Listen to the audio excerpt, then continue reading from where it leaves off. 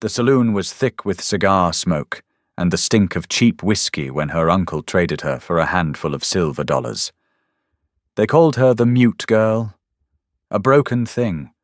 Nobody expected the hulking, bare-scarred trapper in the far corner to slam a heavy pouch of gold on the bar and claim her. And absolutely nobody expected what would happen months later when the silent bride finally opened her mouth to speak. Bitter Creek was less a town and more a festering wound on the side of the mountain. It was a place where desperate men clawed at the frozen earth for gold, and when they didn't find it, they drank until they forgot their blistered hands. The Mudhen Saloon sat at the center of it all. Its floorboards were permanently slick with spilled beer spit and the grey clay that coated every boot in the territory. Gideon sat in the darkest corner. He hadn't been down from the ridge in 4 months, and the noise of the saloon grated against his nerves like a dull sore. He nursed a glass of rye that tasted of rust and wood rot. He was a massive man, broad-shouldered and weathered, wearing a heavy coat of cured elk hide. The left side of his face bore the brutal, jagged white map of a grizzly's claws, 3 deep grooves running from his temple down to a ruined jawline. Men tended to look at him once and quickly find somewhere else to stare. That suited Gideon just fine. He came to Bitter Creek for salt, flour, and coffee. He didn't come for company. Then the batwing doors slammed open. The biting winter wind blasted into the room, followed by the stumbling form of Hiram Reed. Hiram was a gambler who lost far more than he won, a sweaty, desperate little man with a rat-like face. But it wasn't Hiram that made the saloon go quiet. It was the woman he was dragging behind him by a length of frayed hemp rope tied around her wrists. Her name was Josephine.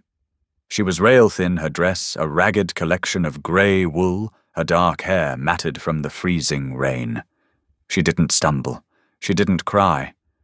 She walked with a stiff, rigid spine, her boots hitting the floorboards with deliberate precision. Her eyes, pale and sharp as chipped flint, scanned the room.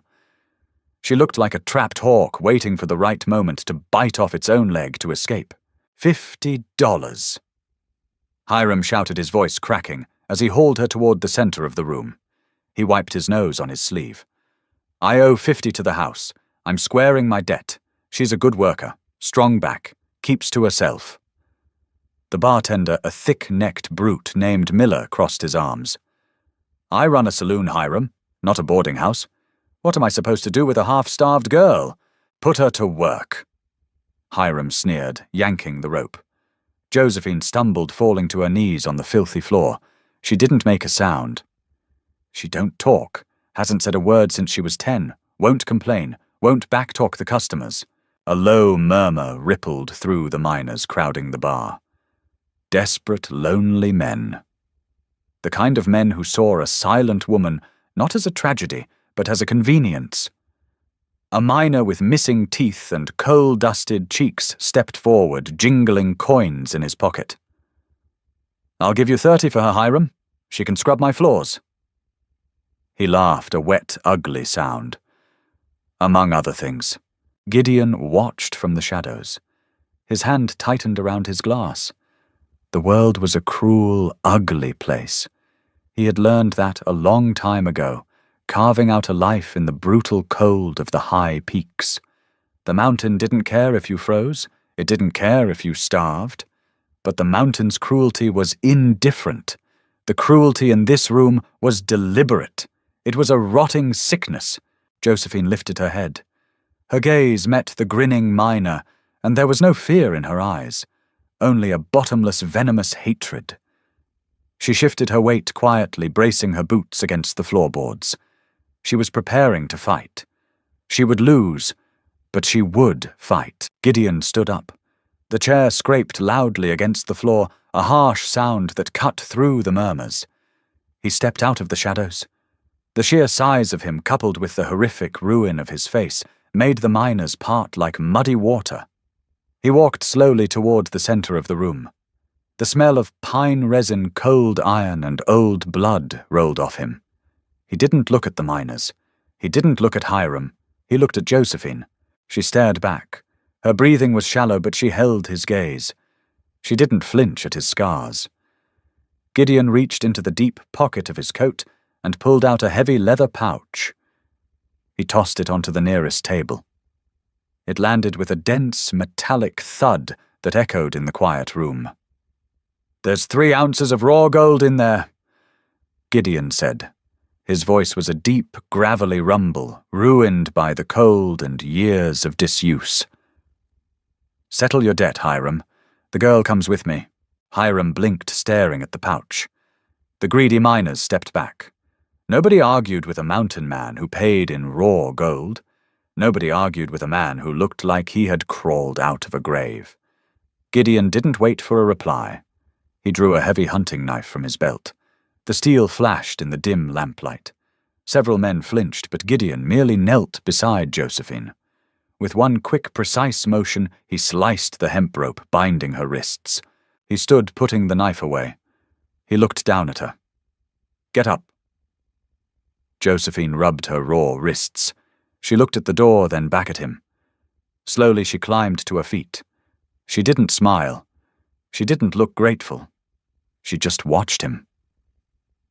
"We have a long ride," Gideon said, turning his back on the silent saloon. "Keep close." He pushed through the batwing doors into the freezing mud of the street. After a second of hesitation, Josephine followed him into the storm. The trail up to the timberline was merciless. It was a winding, treacherous cut of loose shale and frozen mud that clung to the edge of the world. The wind whipped through the canyon carrying biting flakes of early snow that stung the skin like crushed glass.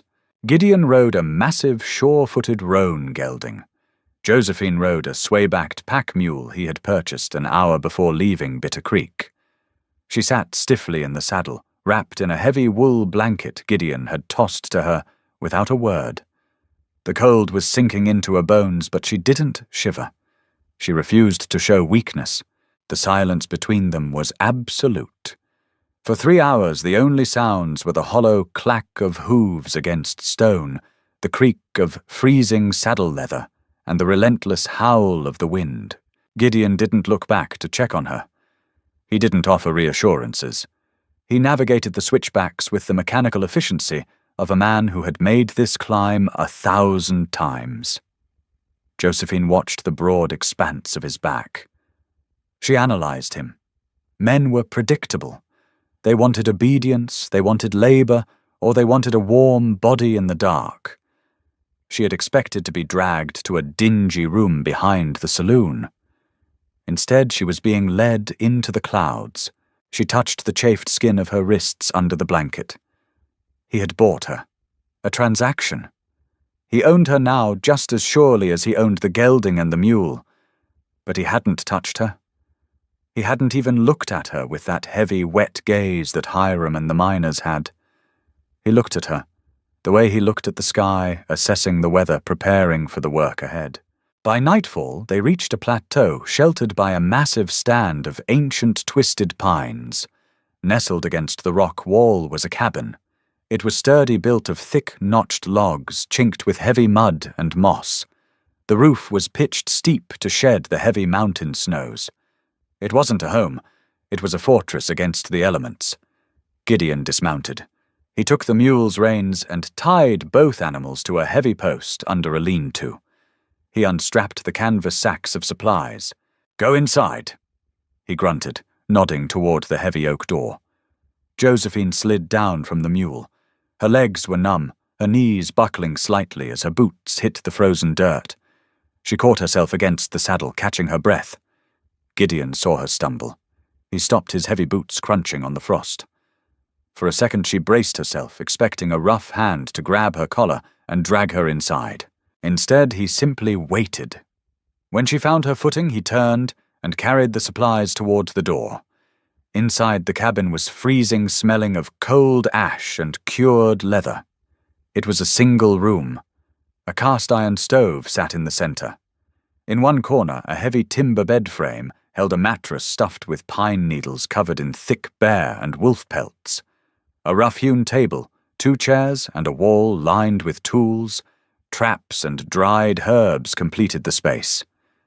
It was impeccably clean. Gideon struck a match. He touched it to a pile of kindling in the stove. The fire caught quickly, casting dancing orange light across the room. The flickering shadows caught the deep, ruined scars on his face, making him look demonic in the dim light. Josephine stood awkwardly by the door. She didn't know where to stand.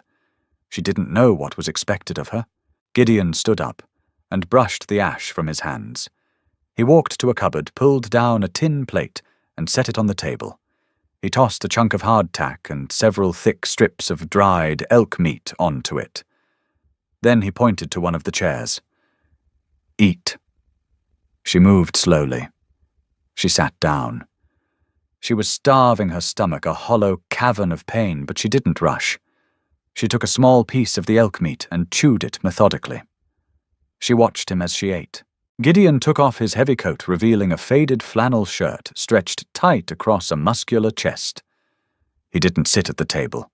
He grabbed a whetstone and a hatchet from a shelf and sat on a heavy wooden crate near the fire. He began to sharpen the blade. The rhythmic shk of the stone against the steel filled the room. When she finished eating, she placed the tin plate gently on the table. She remained seated, her hands folded tightly in her lap. The fire was warming the room, thawing her frozen limbs, making her dangerously sleepy. But she didn't dare close her eyes. Gideon stopped sharpening the hatchet. He looked over at her. The silence stretched thick and heavy. "I didn't buy you to be a slave," Gideon said quietly. His voice didn't match his face. It was rough, but it held no malice. "I needed someone to watch the fire when I run the trap lines. Someone to keep the cabin from freezing over. You don't have to talk. I prefer the quiet anyway." He stood up, placed the hatchet on the mantel, and walked over to a heavy wooden chest. He pulled out a thick wool blanket. He tossed it onto the floor right in front of the warm stove. "You take the bed," Gideon said. He didn't wait to see her reaction. He lay down on the hard wooden floor, pulling the blanket over himself, his back turned to her. Josephine stared at him. She looked at the heavy timber bed piled high with thick, warm furs. She looked back at the massive man sleeping on the floor. For the first time in years, a tiny, unfamiliar crack formed in the armor around her heart. She walked to the bed, pulled off her boots, and slid beneath the heavy pelts. As the mountain wind screamed outside the thick log walls, Josephine closed her eyes, entirely safe in the dark. Morning arrived not with sunlight, but with a pale, bruised grey creeping through the single frosted window. Josephine woke to the harsh scrape of cast iron. She kept her eyes shut for a moment, listening. The heavy timber bed was warm, thick with the musky scent of bear fur and old wood. She didn't remember falling asleep. For years, sleep had only ever been a shallow, terrified doze. But here, suspended above the frozen earth, she had slept like the dead. She opened her eyes. Gideon was already up. He crouched by the stove, feeding split pine into the iron belly. The fire cracked and popped, throwing harsh orange light across his broad back. He wore the same heavy canvas trousers and a faded thermal shirt. His movements were economical. No wasted energy. Josephine sat up, pulling the heavy pelt to her chin. The air outside the bed was biting. Gideon didn't turn around, but the slight tilt of his head told her he heard the rustle of the furs. "Coffee's boiling," he said. His voice was a low rumble, blending with the sound of the draft in the chimney. He stood, grabbed his heavy elk-hide coat from a peg by the door, and shrugged it on. He slung a rifle over his shoulder and picked up a canvas sack of iron traps. He walked to the door, resting his hand on the heavy iron latch. Finally, he looked back at her. The jagged white scars on his face looked starker in the morning gloom. "I run the upper ridge today. Won't be back till dusk." He pointed to a stack of chopped wood near the stove. "Keep the fire going. If you let it die, you'll freeze before I get back. Flour and beans are in the far barrel. Eat what you need." With that, he pulled the door open. A blast of sub-zero air rushed in swirling ash around the stove, and then he was gone. The heavy latch clicked shut. Josephine was entirely alone. She threw off the pelts and dressed quickly, her breath pluming in the cold cabin air until she stood right beside the stove. She poured a measure of the dark, sludgy coffee into a tin cup and wrapped her raw, bruised hands around it. The heat seeped into her skin. She looked around the cabin. In the daylight it was austere but meticulously organized. Everything had a place. Traps hung on iron nails sorted by size. Dried herbs hung in neat, tied bundles from the rafters. The floors were swept clean. This was not the lair of a monster. It was the sanctuary of a survivor. She set her cup down. Hiram had sold her as a worker, and labor was the only currency she understood. She would earn her keep. She would make herself indispensable. It was the only way to ensure he wouldn't drag her back down the mountain and sell her to the miners when he grew tired of her. She found a wooden bucket and opened the door. The cold punched her in the chest. Snow stretched in every direction, a blinding, unbroken white under the heavy grey sky. She waded to the woodpile, loaded her arms with split logs, and carried them inside. She did this 4 times until the stack beside the stove was high and neat. Then she inspected the pantry. Dried beans, salt pork, a sack of flour, a tin of rendered bacon fat. She rolled up her sleeves. The hours bled away. The wind howled a constant mournful dirge against the thick log walls, but inside the cabin grew warm. Josephine found a basin melted snow and scrubbed the rough-hewn table until the wood was pale. She kneaded dough, her knuckles, working the flour and water with a rhythmic, punishing force.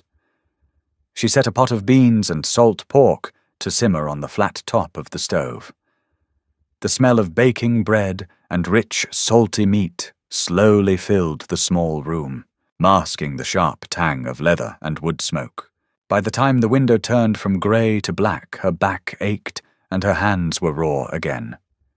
She sat in the chair by the fire, watching the door. An hour passed. Then 2. A quiet, familiar panic began to claw at her throat. If he died out there, she would die in here. She didn't know the trail back to Bitter Creek, and she would freeze long before she found it. Just as the panic threatened to swallow her, heavy boots crunched on the porch. The door pushed open. Gideon stepped inside, bringing a cloud of snow with him. His face was red from the wind, his beard crusted with ice. He dropped a canvas sack by the door. A thick smear of fresh blood stained the bottom of the canvas. He turned to secure the latch, freezing mid-motion. He smelled the air. He turned back, his dark eyes scanning the room. He saw the high stack of wood. He saw the scrubbed table. He saw the iron skillet holding a perfectly baked loaf of flatbread and the steaming pot of beans. Finally, he looked at Josephine. She stood by the stove, her posture rigid, waiting for a reprimand. Waiting to be told she had wasted his supplies or overstepped her bounds. Gideon didn't speak. He took off his coat and hung it up. He unlaced his frozen boots and set them by the hearth. He walked to the cupboard, retrieved 2 tin plates, and brought them to the stove. He scooped generous portions of beans onto both and tore the bread in half. He set a plate on the table where she sat, then sat opposite her. He took a bite. He chewed slowly. The food was simple, but it was hot, and it was seasoned, and it wasn't hardtack. Gideon looked across the table at her. The harshness in his eyes had softened just a fraction. "You didn't have to do all this," he said, his voice quiet. Josephine held his gaze. She picked up her own piece of bread, broke off a corner, and ate it. She didn't have to do it, but she had. Gideon nodded once, a sharp, decisive movement. "It's good," he murmured, looking back down at his plate. "Thank you." It was the first time in 10 years anyone had thanked her. Josephine kept her face entirely blank, but beneath the table her fingers curled tightly into her palms. The mountain was brutally cold, but for the first time in a long time she didn't feel entirely frozen. The blizzard hit 3 days later. It didn't announce itself with a gentle flurry. It slammed into the mountain like a physical blow. The wind shrieked a high-pitched, deafening roar that rattled the thick window pane and forced smoke back down the chimney. Gideon had left before dawn. By noon, the world outside was a churning wall of white. Josephine paced the small perimeter of the cabin. She stoked the fire until the iron stove glowed dull red, but the chill still seeped through the chinking. She tried to mend a tear in one of Gideon's spare shirts, but her hands were shaking. The needle slipped, pricking her thumb. She watched a drop of blood well up bright red against her pale skin. He shouldn't be out in this. Even a man built like a grizzly couldn't survive a whiteout. A man could lose his bearings 10 feet from his own front door and freeze to death walking in circles. By 3 in the afternoon, the cabin was submerged in an eerie, premature twilight. Josephine stood by the window, her forehead pressed against the freezing glass, trying to pierce the driving snow. Nothing. Only the swirling void. Then a heavy thud against the heavy oak door. Josephine leaped back. She grabbed the heavy iron poker from the hearth. It could be a bear seeking shelter or a desperate drifter. She crept toward the door. Another thud. Weaker this time, followed by a low, agonizing groan that was barely audible over the wind. She dropped the poker and threw the iron latch, pulling with all her weight. The wind caught the door, violently ripping it outward. Snow blasted into her face, blinding her. A massive shape fell inward, crashing onto the floorboards. It was Gideon. He was covered in a thick crust of ice. He wasn't moving. Josephine fell to her knees. She grabbed the collar of his coat and hauled backward. He was impossibly heavy, dead weight against the slick floor, but adrenaline flooded her veins. She planted her boots, digging in her heels, and dragged him entirely inside. She lunged forward, grabbed the door handle, and fought the roaring wind to slam it shut, throwing the heavy iron bolt into place. The sudden quiet in the cabin was jarring. "Gideon!" She mouthed, her throat constricting. No sound came out. She scrambled back to him. He was breathing in shallow, ragged gasps. His face was ghostly pale beneath the scars. She frantically unfastened his heavy coat, peeling the stiff, frozen leather away. That was when she saw the blood. His left thigh was soaked, the heavy canvas of his trousers torn to shreds. The blood was a dark, wet crimson pooling rapidly on the wooden floor. He had slipped, or something had caught him. It was a jagged, ugly tear deep enough to expose the pale flash of muscle beneath the fat. Josephine didn't panic. Panic was a luxury for people who had someone else to save them. She ran to the stove, grabbing a clean basin, and poured water from the boiling kettle into it. She grabbed a clean rag from the shelf, a bottle of clear, harsh whiskey Gideon kept for medicinal use, and his sewing kit. She dropped to her knees beside him. She took his heavy hunting knife from his belt and sliced the canvas of his trousers open from the knee to the hip, exposing the full ruin of the wound. It was a ragged cut, bleeding heavily. Gideon groaned, his eyes fluttering open. They were glassy, unfocused. His massive hand weakly reached down, grabbing her wrist with startling strength. "Don't!" He slurred, his voice barely a rasp. "Leave it. Too cold." Josephine yanked her wrist free. She met his eyes. She shook her head, a sharp, violent motion. She grabbed the bottle of whiskey, uncorked it with her teeth, and spat the cork onto the floor. She didn't hesitate. She poured the raw alcohol directly into the open wound. Gideon let out a raw, guttural roar. His back arched off the floor, his hands flying up to grip the edges of the floorboards until his knuckles turned white. His jaw clenched so hard she heard his teeth grind. Josephine pressed her hands firmly on his chest, holding him down as the spasm passed. She waited until his breathing hitched and slowed. He looked up at her chest, heaving sweat-cutting tracks through the snow, melting on his face. She took the wet rag and aggressively cleaned the edges of the wound, wiping away the blood and grit. Then she threaded the needle with thick, black gut string. She held up the needle. She looked at him silently, demanding his permission, or at least his compliance. Gideon stared at her. Her hands weren't shaking. Her eyes were hard-focused, utterly fearless. She wasn't the broken, cowering girl from the saloon. She was steel. He let his head fall back against the floorboards. "Do it," he breathed. Josephine pinched the ragged edges of his flesh together. She pushed the needle through. Gideon flinched, a low hiss escaping his lips, but he didn't move away. She worked with brutal efficiency. Pulled tie cut, over and over. 10 stitches, 15, 20. Her fingers were slick with his blood, but the bleeding finally slowed, then stopped. She tied the final knot and snipped the gut string. She grabbed a clean roll of cotton bandage and bound his thigh, tightly securing it with a firm knot. She sat back on her heels, utterly exhausted. The front of her dress was stained red. Her hands were trembling now that the crisis had passed.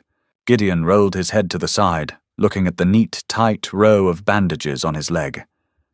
Then he looked at her. The wind screamed outside, battering the cabin, trying to rip the roof off. But inside, the air was heavy with a profound, sudden intimacy. He slowly reached out. His hand calloused and thick moved toward her. Josephine flinched, a purely reflexive action, expecting a blow, but his hand didn't strike. His rough fingers gently touched the side of her face, smearing a tiny streak of his blood on her pale cheek. "You're a tough little bird." He whispered, his voice thick with exhaustion and an emotion she couldn't name. Josephine didn't pull away from his touch. She closed her eyes, taking a long, deep breath, and let the warmth of his hand anchor her to the earth. The fever spiked at midnight. It was a vicious, consuming thing that turned Gideon from a mountain of a man into a trembling, fragile creature. The infection had set in fast, deep, in the torn muscle of his leg. Josephine knew the signs. She had seen men die of lesser wounds in the damp, freezing alleys of mining camps. She refused to let it happen here. She spent an hour dragging him from the floor to the heavy timber bed. It required agonizing, punishing effort. She wedged her shoulder under his armpit, her boots slipping on the blood-slicked floorboards, pushing and hauling until he finally collapsed onto the furs. He was dead weight, his skin radiating a dry, terrifying heat. For the next 3 days, the cabin became a purgatory of boiling water, cold rags, and silence. The blizzard blew itself out, leaving behind a profound, crushing stillness. The snow was piled halfway up the frosted window pane. The world outside had ceased to exist. There was only the fire, the iron pot of melting snow, and the man dying in the bed. Josephine didn't sleep. She sat on the edge of the mattress, dipping a torn strip of cotton into the icy water, wringing it out, and pressing it to his forehead, his neck, his chest. He thrashed in the grip of delirium. His massive hands would suddenly shoot out, grabbing the air, fighting invisible phantoms. During the second night, he began to speak. They weren't coherent sentences. They were fragmented, torn bits of a nightmare. He muttered about the ice.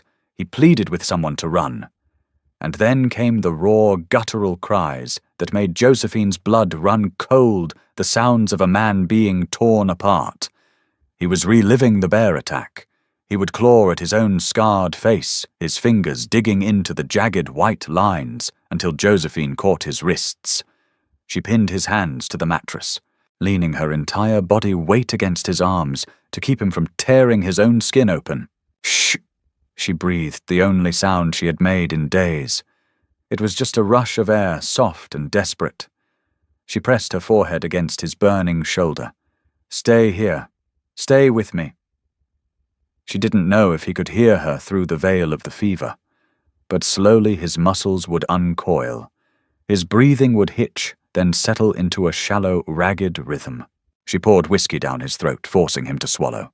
She boiled willow bark she found in his meticulously labeled jars and spooned the bitter tea past his cracked lips. She changed the bloody bandages, her stomach churning at the sight of the angry red flesh, cleaning away the pus with boiling water and harsh soap.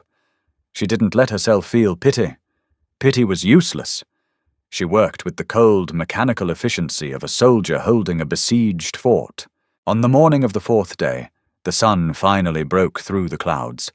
A brilliant, blinding shaft of light cut through the top half of the window, falling directly across the heavy timber bed.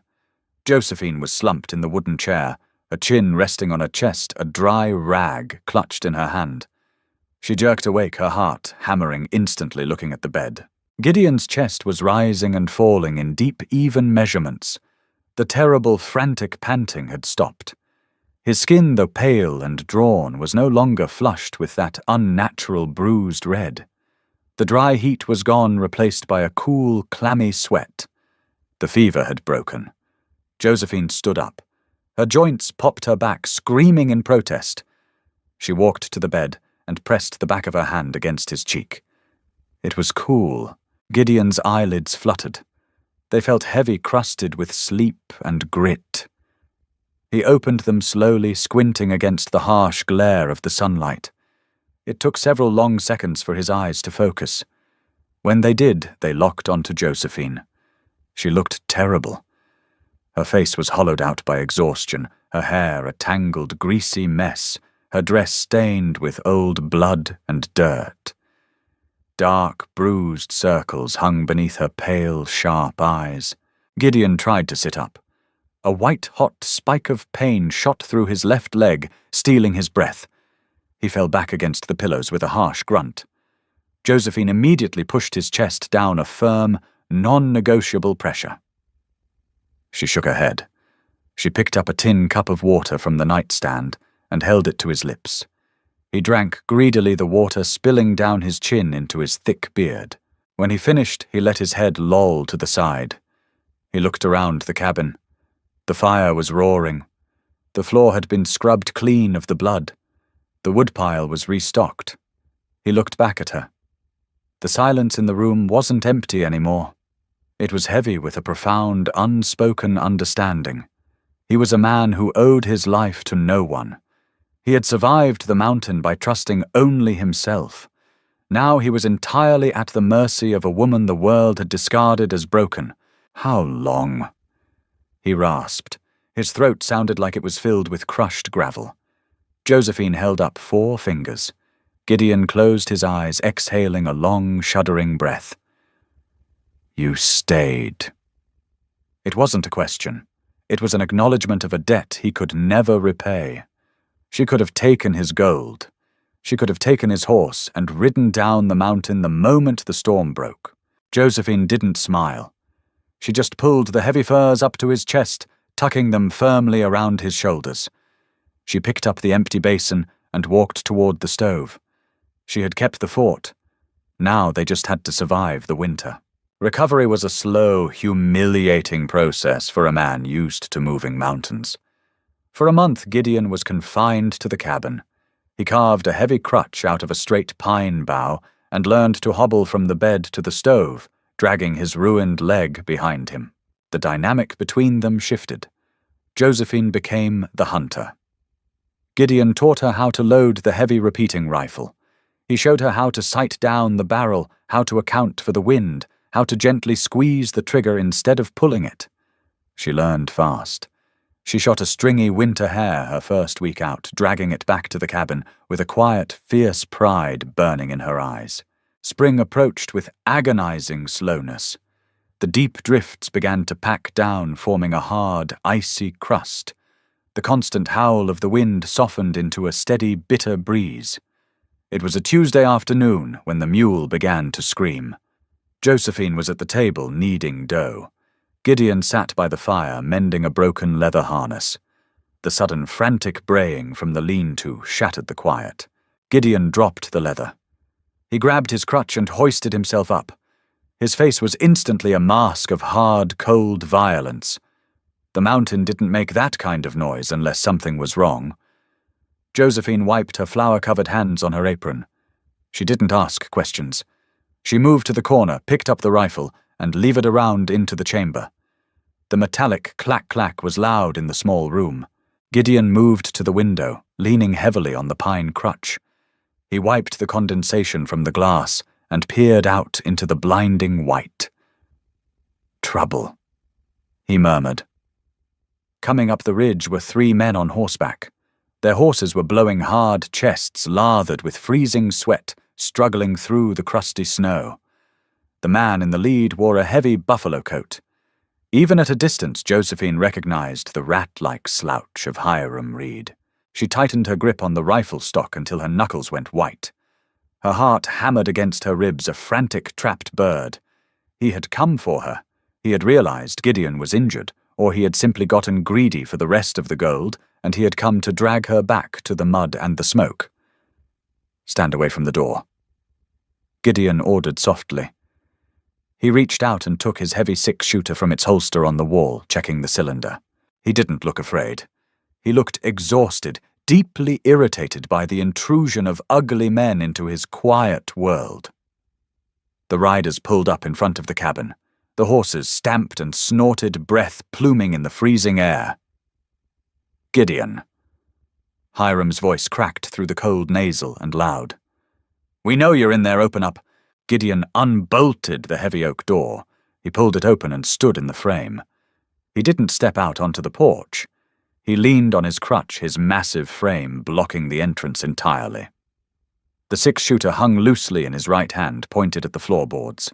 Hiram sat on a roan gelding flanked by 2 men Josephine recognized from the Mud Hen. One was Pike, a vicious half-blind miner missing half his teeth. The other was an enforcer named Cobb, a man built like a brick wall with dead, piggish eyes. "What do you want, Hiram?" Gideon asked. His voice carried across the snow, deep and flat. Hiram sneered, shifting in his saddle. He noticed the crutch. A greasy smile spread across his face. "Heard you had a run-in with the ice, Gideon. Word down in Bitter Creek is you're laid up. Maybe dying. I'm standing right here." "Barely." Cobb grunted, spitting a stream of black tobacco juice into the pristine snow. "We come for the girl," Hiram said, puffing out his chest. "And the rest of your gold. That pouch you threw on the table, it was light. I did the math. You owe me another 2 ounces for the mute." "A deal is a deal," Gideon replied. He didn't raise his voice. He didn't shift his stance. "The girl is mine. Get off my ridge." Pike unholstered his revolver, resting it lazily against his saddle horn. "Now, Gideon, let's be reasonable. You're a cripple. You can't even stand up straight. We're 3 armed men. Hand over the gold and the broken girl, and we ride away." Inside the cabin, hidden by the shadows, Josephine leveled the rifle. She rested the heavy steel barrel against the doorframe, aiming directly at the center of Hiram's chest. Her finger found the trigger. Her breath slowed. She was not a broken thing. She was the woman who had fought a grizzly's claws with raw whiskey and gut string. She would kill all 3 of them before she let them take her back. Gideon didn't look back at her, but he shifted slightly, giving her a clearer line of sight. "I'll say this once," Gideon said, the gravel in his voice hardening into granite. "The next man who draws a weapon dies. The next man who speaks her name dies." Hiram laughed, a sharp, nervous sound. He looked at Cobb. "Take him." Cobb spurred his horse forward, raising his shotgun. He didn't make it 2 feet. The deafening roar of the repeating rifle shattered the afternoon. Josephine didn't shoot Hiram. She shot Cobb's horse.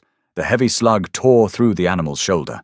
The horse screamed, buckling instantly, throwing Cobb face first into the packed, icy snow with a sickening crunch. The silence that followed was absolute.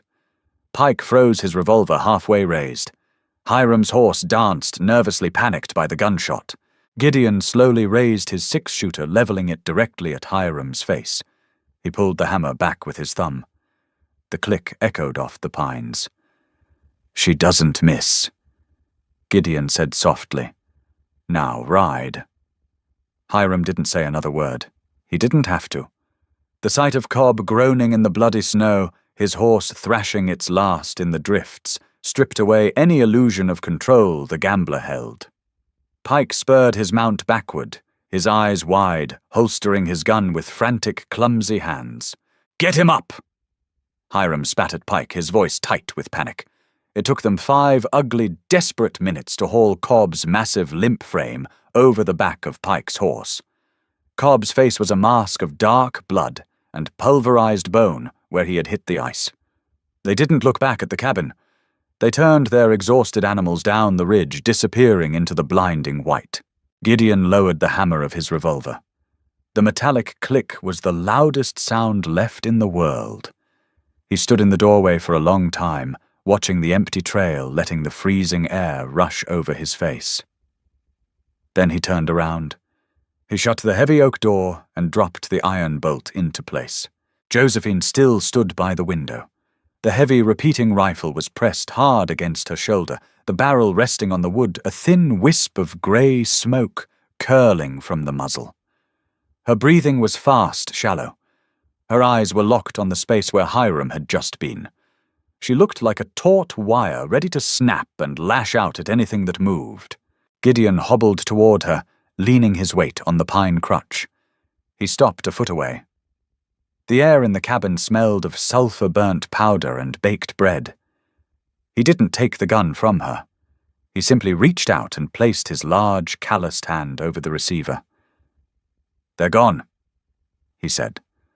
The roughness in his voice was tempered by a quiet, profound respect. "You protected our home." Our home. The words hit Josephine harder than a physical blow. She slowly lowered the rifle. Her hands began to shake, the adrenaline finally crashing, leaving behind a cold, hollow exhaustion. She looked down at her hands, smeared with flour and gripping the cold steel. She had pulled the trigger. She had meant to kill. The realization didn't bring guilt. It brought a terrifying, intoxicating surge of power. She was no longer a victim waiting for the axe to fall. Gideon took the rifle. He set it carefully on the table. Then he did something he had never done before. He stepped closer, closing the distance between them, and wrapped his massive arms around her. He didn't pull her tight. He simply offered his chest as a wall against the storm. Josephine went rigid for a fraction of a second. The instinct to flee, to curl into a defensive ball, screamed in her mind. But the smell of him, pine resin, cold wind, and honest sweat anchored her. She let out a long, shuddering breath and rested her forehead against his chest. She didn't cry. Tears were a waste of water, but she let herself be held. The winter broke 3 weeks later. It didn't happen all at once. It started with the sound of dripping water. The heavy icicles hanging from the eaves began to weep, pattering against the packed snow. The wind lost its razor edge, turning into a heavy, damp breeze that smelled of wet earth and decaying pine needles. The mountain shed its white armor, revealing a landscape of slick gray rock, dark mud, and the vibrant, violent green of new growth. Gideon's leg healed into a stiff, permanent limp. The torn muscle had fused back together, leaving a thick, ropey scar that tightened when the weather turned damp. He abandoned the crutch, walking with a heavy, rolling gait that made him look even more like a wounded bear. But his strength returned. He began running his trap lines again, clearing out the winter catch, skinning and curing the thick pelts of fox, mink, and beaver. Josephine changed too. The hollow, starved look left her face. Her cheeks filled out, flushed with the sun and the biting morning air. The grey wool dress was long gone, replaced by heavy canvas trousers she had altered from Gideon's spares, and a flannel shirt rolled up to her elbows. She chopped wood. She hauled water. She learned to read the tracks in the mud, pointing out the deep impressions of a mountain lion to Gideon, with a sharp nod of her chin. They moved around each other with the practiced grace of a seasoned team. There was no need for words. A tilt of the head meant the coffee was hot. A hand on the shoulder meant the snares were empty. A long look across the fire meant the night was settling in. One evening in late May, the air was warm enough to leave the cabin door open. The sun was dipping below the peaks, bleeding fire across the sky. Gideon was sitting on the porch step, a whetstone scraping rhythmically across his skinning knife. Josephine sat in the chair just inside the door, mending a tear in a canvas sack. Gideon stopped sharpening. He wiped the blade on his trousers and looked out at the darkening tree line. "The pelts are cured," he said. His voice was casual, but the tension underneath it was thick. "We have 70 pounds of prime winter fur, and we're entirely out of salt, coffee, and lead." Josephine stopped sewing. The needle hovered over the canvas. "I need to go down to Bitter Creek tomorrow," he said. He turned his head, looking at her over his shoulder. The jagged white scars on his face caught the dying light. "You can stay here. I'll leave you the rifle. I'll be back in 4 days." He was giving her a choice. He was offering to shield her from the town, from the filth, from the memories of the saloon. Josephine set the canvas aside. She stood up, walked to the doorway, and looked down at him. She shook her head. One sharp, decisive movement. She wasn't hiding anymore. She belonged to the mountain now, and the mountain didn't hide. She reached out and tapped the heavy hunting knife in his hand, then pointed to herself. "I go where you go." Gideon looked at her, his dark eyes tracing the hard, determined lines of her jaw. A slow, deeply hidden smile touched the corners of his mouth. He sheathed the knife. "Pack your saddlebags," he said. "We ride at dawn." The ride down the mountain was vastly different from the agonizing climb 6 months prior. The trail was treacherous with spring run off a muddy sluice of loose rocks and rushing water, but the gelding and the mule navigated it with practiced ease. More importantly, the woman on the mule was not the same broken captive who had ridden up in a freezing haze. Josephine rode beside Gideon where the trail allowed not behind him. She sat tall in the saddle, the heavy repeating rifle snug in a custom leather scabbard Gideon had riveted to her saddle. She wore a wide-brimmed felt hat pulled low over her eyes against the glare of the sun. She looked like a drifter, a hardened frontier woman who knew exactly how to use the steel she carried. By mid-afternoon, the smell of Bitter Creek reached them. It was a sour chemical stench of mining runoff unwashed bodies and stale beer. They rode into the main street. The mud was baking into a hard, cracked grey crust under the summer sun. The town was crawling with miners' claim jumpers and prospectors chasing the thaw. As Gideon's massive roan gelding stepped onto the main thoroughfare, the noise of the street began to die. Men stopped in their tracks. Conversations trailed off into stunned whispers. The scarred man. He wasn't dead. The rumors had sworn Hiram left him bleeding out in the snow, that the blizzard had taken him. Yet here he was, massive and terrifying. His ruined face locked in a permanent, indifferent scowl. And then they looked at the woman riding beside him. It took them a moment to recognize the mute girl. She wasn't a ragged, starving thing dragging her feet at the end of a rope. She was healthy-armed and staring back at them with a gaze so cold it made several men look away. Gideon didn't stop at the general store. He steered his horse directly toward the Mud Hen Saloon. He dismounted, tying the roan to the hitching post. Josephine slid off the mule, tying it securely next to the gelding. She adjusted the heavy canvas trousers and stepped up onto the wooden boardwalk, her boots making a sharp, authoritative sound. Gideon walked beside her, his stiff limp making his footsteps heavy and uneven. He pushed the batwing doors open. The Mud Hen was packed. The air was a suffocating cloud of blue cigar smoke and cheap perfume. But the moment the doors swung open, the piano player slammed his hands down on the keys, creating a harsh, discordant chord that hung in the sudden silence. 50 heads turned toward the entrance. Miller, the thick-necked bartender, dropped a dirty rag on the bar. "Well, I'll be damned," he muttered, reaching instinctively for the shotgun under the counter. Gideon ignored him. His eyes scanned the room, cutting through the smoke. In the far corner, surrounded by a group of loud, unwashed prospectors, sat Hiram Reed. Hiram was mid-laugh, a shot glass halfway to his mouth. The laugh died in his throat. The blood drained from his rat-like face, leaving him the color of old ash. He slowly lowered the glass, his hands trembling so violently the amber liquid spilled over his knuckles. Gideon walked toward him. The crowd parted. Men shoved each other out of the way, desperate to avoid the mountain man's path. Josephine followed 2 steps behind him, her right hand resting casually near the heavy hunting knife she now wore on her belt. Gideon reached Hiram's table. He didn't draw his gun. He didn't yell. He simply unslung the heavy canvas sack from his shoulder and let it drop onto the center of the table. The sheer weight of it cracked the cheap wood, spilling a dozen prime, perfectly cured winter pelts across the surface.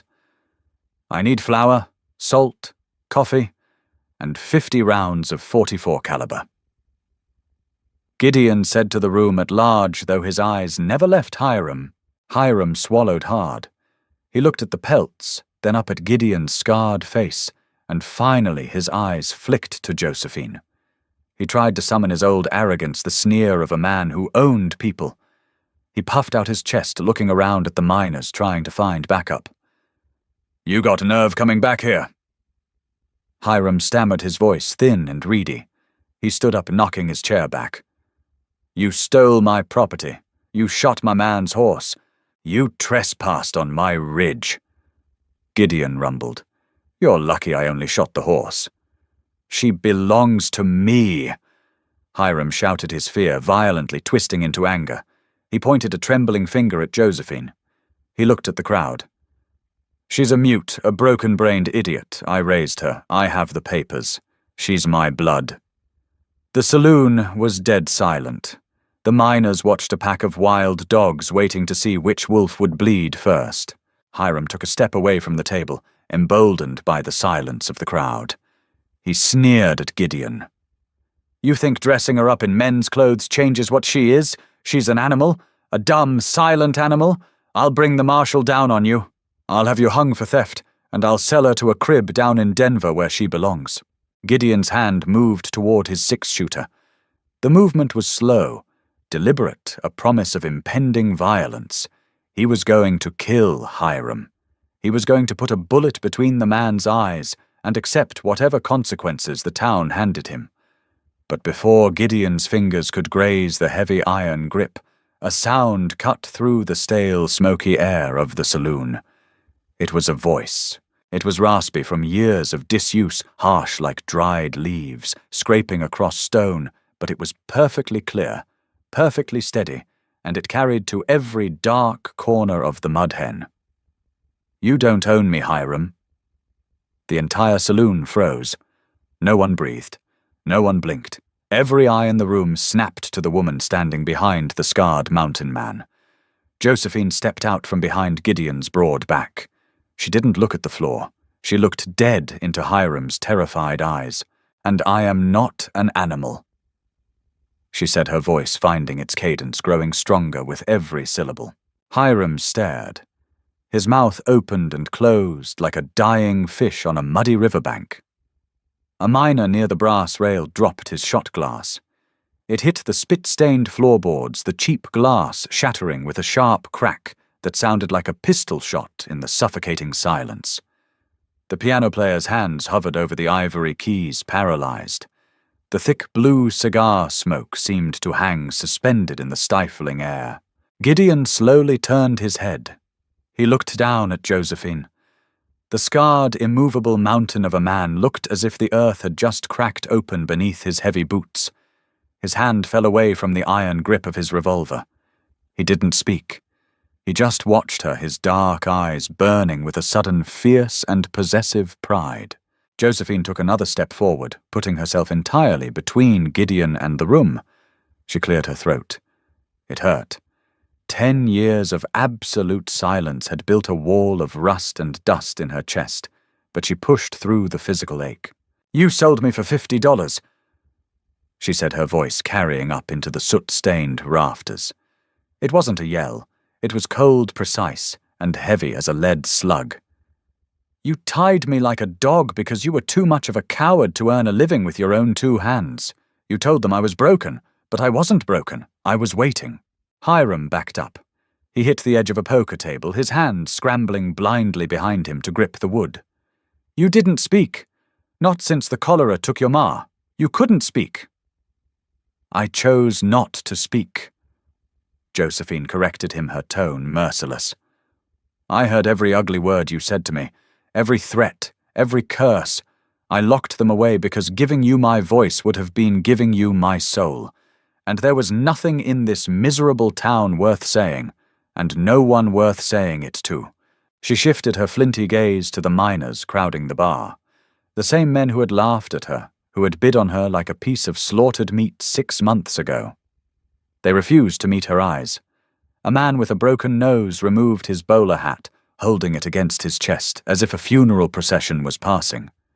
The raw, undeniable power of her dignity stripped them bare, exposing their own ugliness. She looked back at Hiram. The gambler was trembling so hard the table rattled against the floorboards. "If you ever come up that mountain again," Josephine said, her voice dropping to a deadly quiet register. "If you ever say my name again, I won't shoot your horse. I will shoot you, and I will leave you for the wolves." Hiram broke. The little manufactured courage he had leaked out onto the dirty floor. He raised his hands, palms out, shrinking in on himself. He didn't say a word. He just nodded a frantic, pathetic twitch of his head and scrambled sideways along the wall. He bumped into a chair, stumbling like a blind rat, before shoving through the back door into the alley. The hinges whined in his wake, the only testament that he had been there at all. Josephine watched the empty doorway. She didn't feel a triumphant rush. She just felt clean, like a heavy, rotting layer of skin had finally been peeled away, leaving fresh, breathing flesh beneath. She turned to Miller, the thick-necked bartender. He was still holding the dirty rag, staring at her in slack-jawed shock. He asked for flour salt coffee and 50 rounds of 44, Josephine said. Her voice was settling now, finding a smooth, authoritative timbre that commanded the room. "Take it out of the pelts. Keep the change." Miller swallowed hard, his Adam's apple bobbing. "Yes, ma'am." They rode out of Bitter Creek an hour later. The supplies were packed tight and balanced on the mule. The town watched them go from the wooden boardwalks, but nobody said a word. Nobody followed. The climb back up the ridge was a slow, rhythmic ascent. The geldings' hooves struck stone, a steady drumbeat marking their departure from the filth.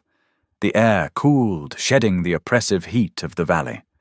The chaotic chemical stink of the mining camp faded, replaced by the sharp, holy scent of alpine spruce, wet earth, and ancient granite. Josephine breathed it in deeply. Her throat throbbed a dull, raw ache, but it was a good pain. It was the pain of muscles being used for the first time in a decade. She watched Gideon's broad back swaying with the roan's gait. He hadn't turned around. He hadn't demanded an explanation or peppered her with eager questions. He gave her the space to let the echo of her own voice settle into her bones. When they finally reached the plateau, the sun had dipped below the peaks, casting the world in deep purple twilight. The cabin sat exactly as they had left it, a sturdy fortress against the vast, darkening sky. They dismounted.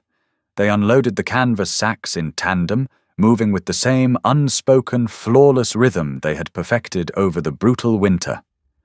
Gideon carried the last heavy sack of flour inside, setting it down by the pantry. Josephine stood by the cast-iron stove, striking a match to light the oil lantern. The yellow flame flared, casting warm, dancing light across the rough-hewn logs. Gideon took off his heavy elk-hide coat. He hung it on the wooden peg. He turned and looked at her. The silence in the cabin was different now. It wasn't the heavy, guarded quiet of two strangers surviving a storm. It was the comfortable, settling quiet of a finished day. "You were waiting," Gideon repeated softly, his deep, gravelly voice filling the small room, recalling the words she had thrown at Hiram. Josephine placed the glass chimney over the lantern flame. She turned to face him. She walked across the floorboards, stopping mere inches from his massive chest. She reached up her calloused fingers, gently tracing the jagged, pale scars on his cheek. He didn't flinch. He leaned into her touch, closing his eyes for a fraction of a second. "I was waiting for a reason," she said, looking up into his dark, tired eyes. A soft, genuine smile finally broke across her face, changing her entirely, softening the hard edges the world had forced upon her.